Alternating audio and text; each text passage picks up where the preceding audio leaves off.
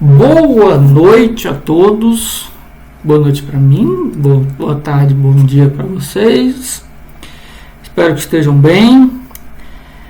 Esse é o vídeo 6, é o último vídeo desta primeira fornada. E vamos tratar do quarto B, quarto C e do quarto D da 13979, certo? Eu sei que tem um quarto A, ele vai ser tratado depois, junto com o termo de referência e projeto básico. Belezinha? Então, sem mais delongas, vamos à ação, certo? Primeiro, o quarto B. À sua esquerda você vai ver o dispositivo e à sua direita você vai ver os comentários. Então, foque na sua esquerda, certo? Se você vê eu apontando para o lado errado é porque isso aqui é espelhado, tá, gente? Vamos lá.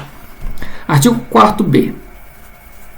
Nas dispensas de licitação decorrentes do disposto nesta lei, presume-se atendidas as condições de ocorrência de situação de emergência, necessidade de pronto atendimento da situação de emergência, existência de risco à segurança de pessoas, obras, prestação de serviços, equipamentos e outros bens públicos ou particulares e limitação da contratação à parcela necessária ao atendimento da situação de emergência, certo?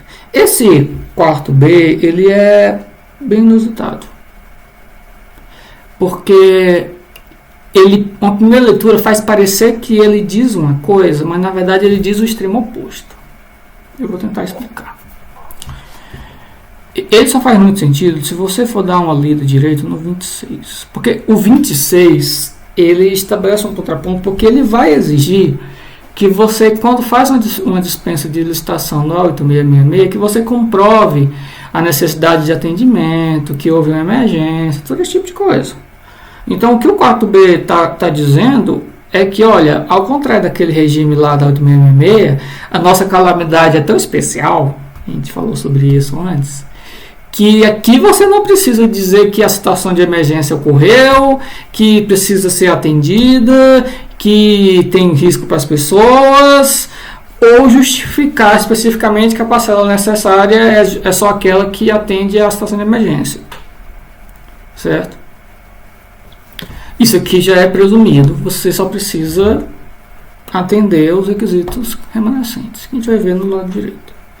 É mais um contraponto em relação ao 26, que normalmente milita a ideia de que essa dispensa aqui ela não é excepcional, no sentido que é o da 8666. Certo? O que sobra aqui? Se eu presumo a situação de emergência e eu tenho que atender a emergência, e está aqui o objeto contratual, a única coisa que falta é eu ligar uma coisa a outra, certo? Então, justamente, essa é a sua justificativa hoje. O que sobra no quarto B, o que vai ter na justificativa do seu projeto básico, o termo de referência eu falei mesmo, eu já chego lá, é o nexo de causalidade. Por que o objeto X que você vai contratar, o que ele tem a ver com o enfrentamento da situação de emergência? Ponto, essa é a sua justificativa.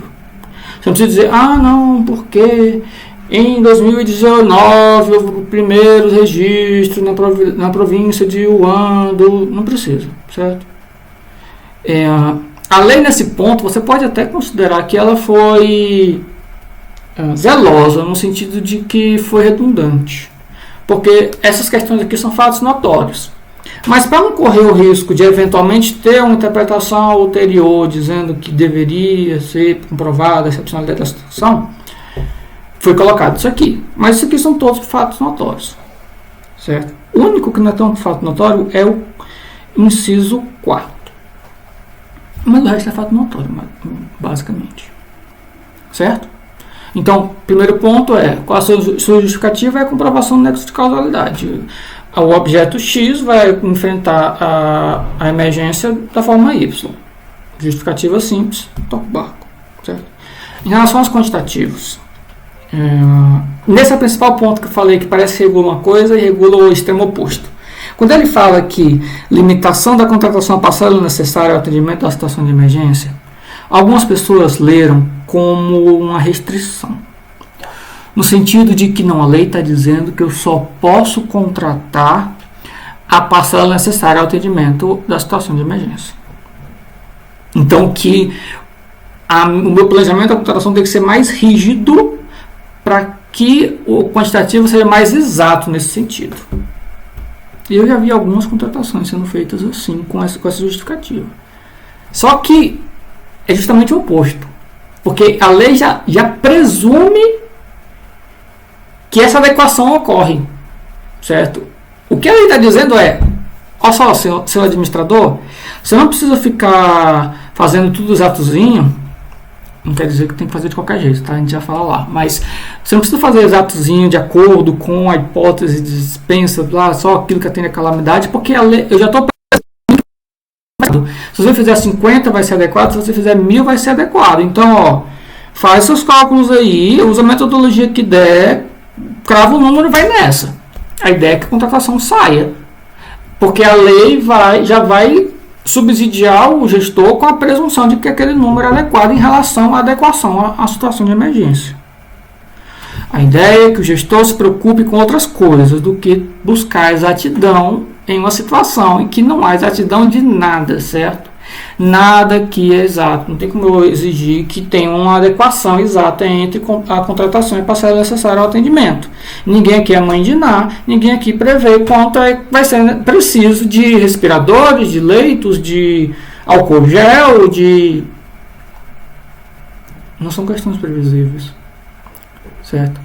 Esse é o espírito da lei. O espírito da lei é presumir que o número que você chegou, se metodologicamente sólido, ele vai ser adequado. Certo? Do tipo, não se preocupe com sua consciência nesse ponto. Preocupe em fazer o trabalho direito. Não se preocupe com exatidão. Entende? Claro, se você vai fazer quantitativos é um negócio muito importante em licitação. Você tem que, como um ato administrativo, que é justificar a metodologia que você utilizou. E é nesse sentido que a gente tem que entender. Como foi o cálculo, qual a lógica utilizada, relatar o que você fez. E porque o que você fez é o que você podia fazer naquelas circunstâncias. Mas não existe nenhuma previsão, eu tenho que ir além do que eu posso fazer para garantir a exatidão. Não tem, certo? Usa a metodologia que você dispõe para fazer os quantitativos e vá, certo? E relate isso, justifique isso e toque o barco. Essa é a ideia. Porque a lei te apoia. E qual o ponto aqui interessante? O entendimento da Câmara é de que esse dispositivo 4B se aplica também a pregão. Por quê? Principalmente porque são fatos notórios, como eu falei. A situação de emergência é fato notório, a necessidade de atendimento é fato notório, os 3 itens primeiros são fatos notórios. E o item 4, ele só faz sentido se ele for visto como um contraponto à hipótese de dispensa. Aquele entendimento do 24, do 26. Entendimento da primeira e-mail, que eu só posso contratar por dispensa no caso de calamidade, aquilo que for estritamente necessário à situação de emergência. Se eu olhar na perspectiva do pregão, não faz sentido eu dizer, não só pode contratar aquilo exatamente necessário à situação de emergência. Não, eu vou contratar aquilo que eu precisar contratar e que for justificável eu contratar. Eu não preciso desse ônus argumentativo adicional, porque ele não existe numa situação de pregão. Esse dispositivo, o inciso 4 está aqui, para estabelecer contraponto ao 26 do 8.66, que trata de dispensa. Se a gente está trabalhando com pregão,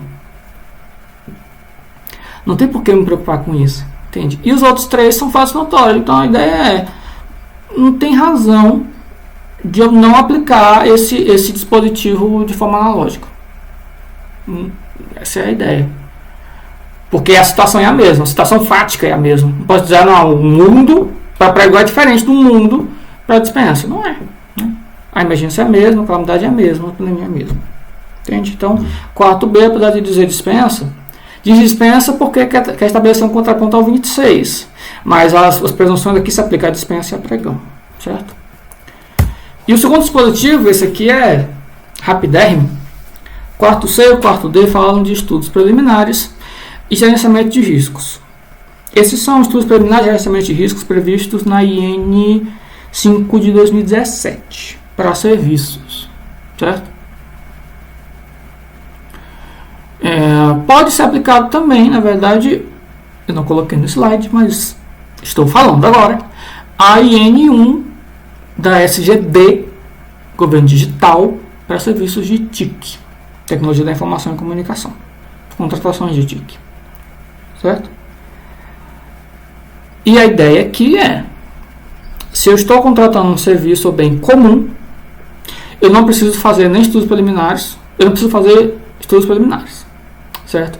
E em qualquer caso, se eu utilizo a lei, se eu estou regido pela 13979, eu não preciso fazer gerenciamento de risco, salvo na gestão do contrato. Então, isso me leva a duas situações. Se eu estou contratando um bem ou serviço comum, por dispensa ou por pregão, eu não vou precisar fazer estudos preliminares e não vou precisar fazer gerenciamento de risco, salvo gerenciamento de risco da gestão do contrato. Se eu estou fazendo uma dispensa para bens ou serviços não comuns, em especial os serviços não comuns de engenharia, eu preciso fazer só os estudos preliminares, porque o quarto C é que traz ao condicionamento de ser comuns, certo? Mas gerenciamento de risco só o exigível durante a gestão do contrato, certo? E é isso. Esse dispositivo aqui é bem simples, mas ele facilita muito. Não quer dizer gente, não quer dizer que a contratação vai ser sem planejamento, tá, gente? Pelo amor de Deus, eu não vou contratar com base em enrolar uns 3 dados, somar os quantitativos, jogar um termo de referência e ser feliz, certo? Você não vai fazer os documentos, estudos preliminares e gerenciamento de risco.